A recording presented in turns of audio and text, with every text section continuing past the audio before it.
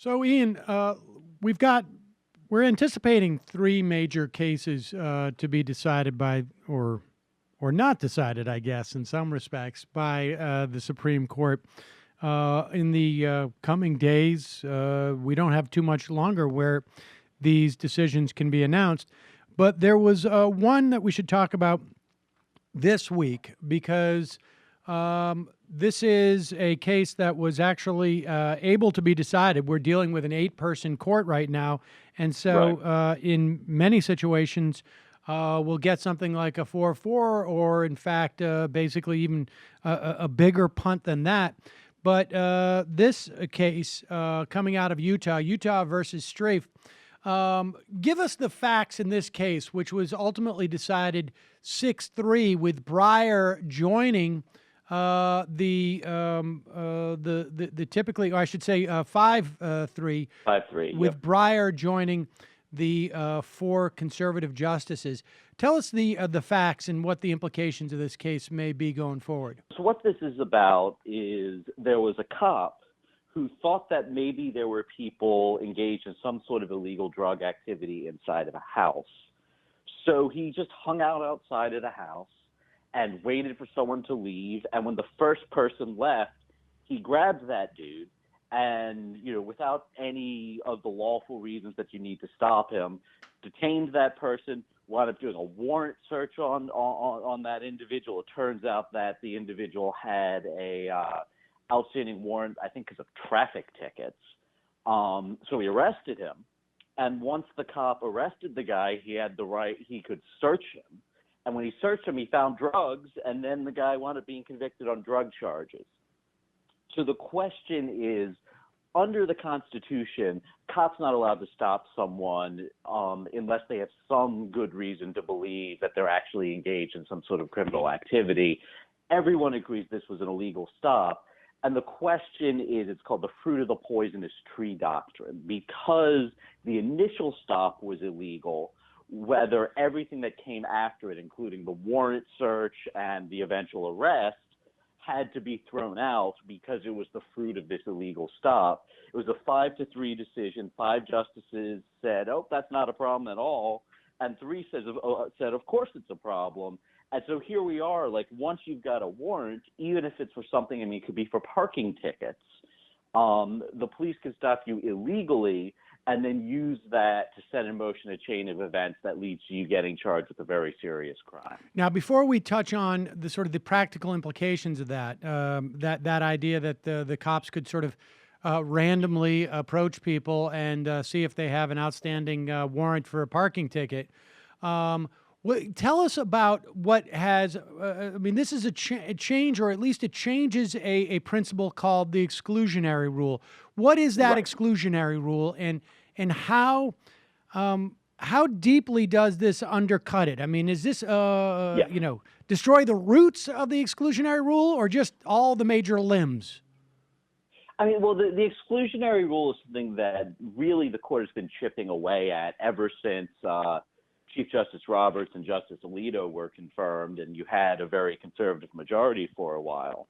So the exclusionary rule says that, like, if police obtain evidence that you've been committing a crime, and like you've actually committed the crime, and the evidence actually does prove that you committed it, but if they obtain that evidence illegally, then that evidence must be excluded from the trial against you. And there's a very good reason why we have this exclusionary rule, and it's that there has to be some sort of consequence for cops who violate the Constitution, or they'll keep on violating the Constitution. So unless the police pay a price because they do something illegal, they're going to keep on doing it because they'll keep on getting the arrests they want. They'll keep on getting promoted because they're getting all of these arrests.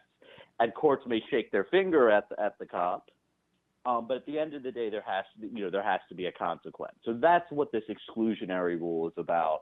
It's something that is the backbone of our criminal constitutional law, because really without this, there isn't a way to prevent police from engaging in widespread abuse. It's something that the court's been chipping at for a while. What this case does is that really, the question of how big of a blow this is to your rights really depends a lot on what kind of community you live in. So, most of the people in my neighborhood probably don't have arrest warrants against Right. them. And this case only deals with people who have arrest warrants. But if you live in, say, Ferguson, Missouri, That is and this is exactly something, the first thing that right, occurred to me. I mean, it's been widely reported that, about Ferguson, but really this is something where you have in any community where you have a lot of low-income people, this becomes a huge, huge problem. exactly. Yeah, I mean, this is something that Justice Sotomayor writes about in a really fantastic dissent that's getting a whole lot of attention. And she points out, the Justice Department found that there's 21,000 people in Ferguson, and 16,000 of them have outstanding arrest warrants. I mean, most of them are for things like traffic tickets or parking tickets. But a huge super majority of the population has outstanding warrants. So in Ferguson, the cops can stand on any street corner, stop everyone who walks by, and run a warrant check on them. And under this decision that was just handed down by the Supreme Court, they can then arrest 4 out of 5 people that they just randomly stop. That's crazy. Yeah. That's absolutely crazy. It seems so obvious that this is ripe for abuse. Well, let me ask you this: how long? How long had the exclusionary rule been sort of maintained, and what's left of it now? Right.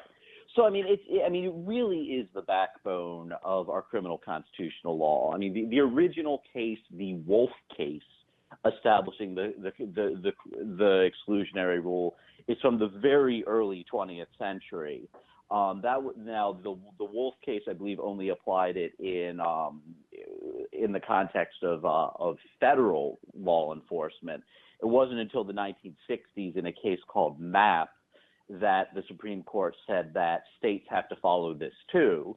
But if you know much about the history of the court in the 1950s and 60s, the Warren Court was the period where the court sort of reinvigorated all of the constitutional rights that had been ignored for most of our history, including with Brown v. Board of Education, the right to be free from race discrimination. So for as long as we've had a Supreme Court, or almost as long as we've had a Supreme Court that was actually serious about making sure that the Fourth Amendment was something that was honored, the exclusionary rule has been a part of our jurisprudence.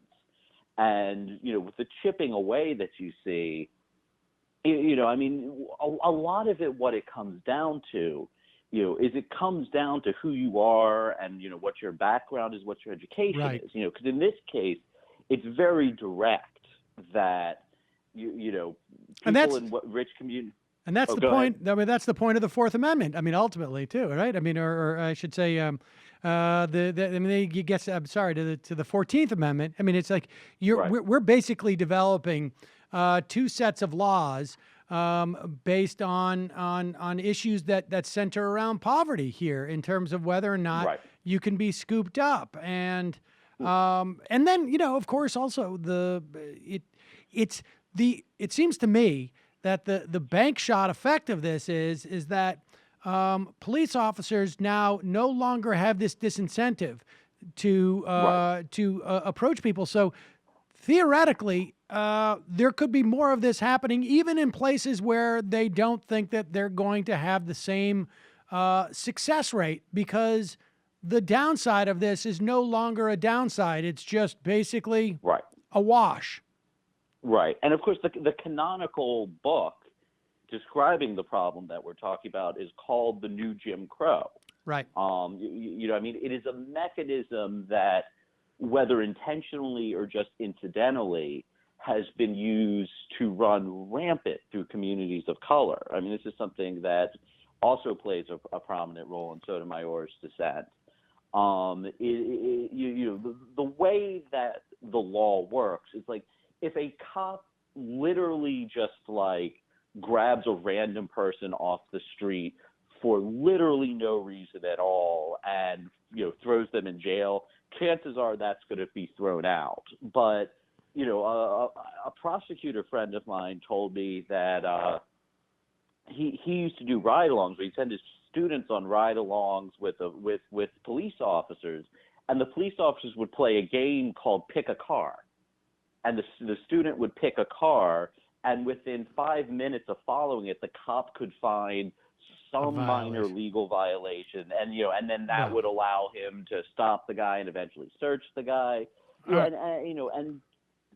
Similar things like that happen on street corners in poor communities. All right, Ian Millhiser, we're going to take a quick break. When we come back, we'll talk about some other cases that are coming down the pike for the Supreme Court. We're going to take a quick break. We'll be right back with more on Ring of Fire.